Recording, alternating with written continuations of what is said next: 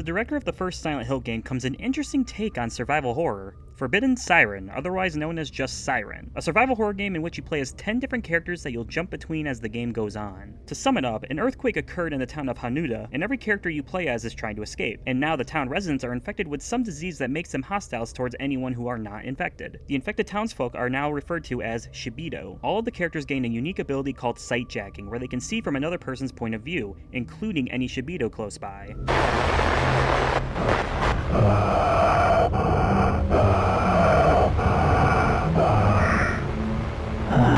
So using this ability, we go through a strange journey of discovering what exactly happened to cause all of this in the town of Hanuda and making an escape before it's too late. At least I assume so. Sadly, since I'm only taking quick looks into these games, I didn't get super deep into the plot yet. But from what I've gathered, it definitely feels like a natural progression from the director's previous work in Silent Hill. The story being told in this sort of out of order but still somewhat chronologically is interesting, but it makes it really hard to connect with any of the characters when only playing for like 2 hours. Hell, I've only actually played as 4 of them in that time, and I barely remember much about them, which is a shame because I do like these characters, even if they look kind of off.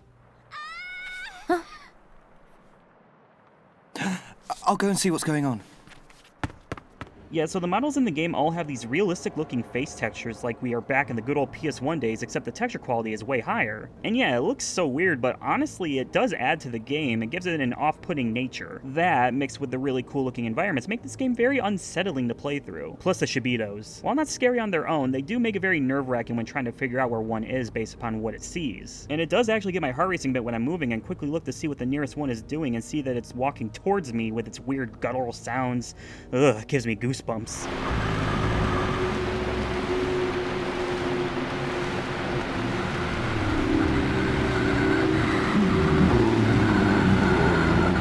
The gameplay is pretty standard survival horror stuff. Each level has a main objective, which is usually just get to here, and once you do it, you did it, good job. But each level can have secondary objectives that might impact characters in later missions. And on 2 occasions, I accidentally did that instead of completing the main objectives because, this game does not make it easy to get to the goal. Be it missing something that I didn't know was climbable or having 1 million enemies to worry about, this game does not hold your hand. And rightfully so, each level is almost like a puzzle you have to solve with the solution being extremely vague, and with the sight jacking ability being your main way to keep an eye on your enemies, this almost feels like a Metal Gear game mixed with Silent Hill. You just gotta sneak shit. Siren is a great game for survival horror enthusiasts that want another game that has an interesting twist to it. It's available on PS3 and 4/5 digitally, and I can safely say once I have some more time on my hands, I'll definitely be seeing more of what this game has to offer.